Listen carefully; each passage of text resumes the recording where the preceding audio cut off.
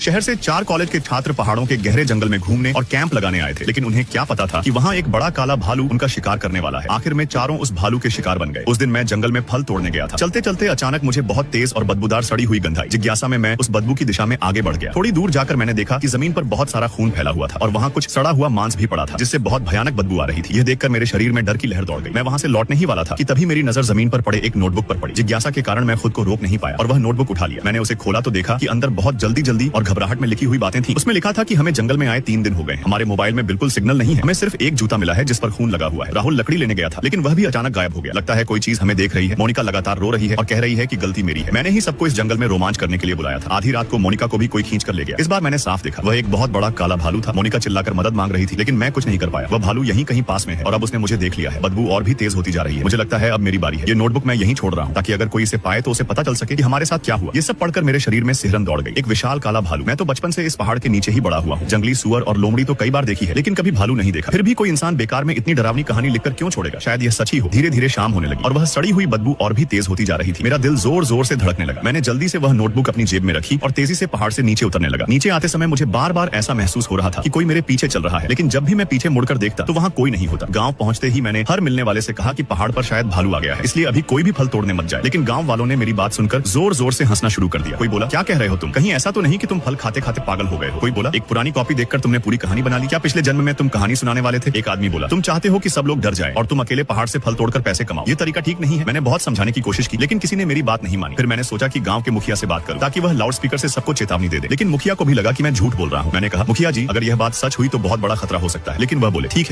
है, अब बस करो, मुझे घर जाकर खाना खाना है। मेरे पास तुम्हारी बेकार की बातें सुनने का समय नहीं है। इतना कहकर वह मुड़कर चले गए। मैं मजबूर होकर घर लौट आया और दादा दादी से कहा कि अब वे पहाड़ पर न जाएं। दादाजी बोले, बेटा, भालू तो मैंने करीब 30 साल पहले देखा।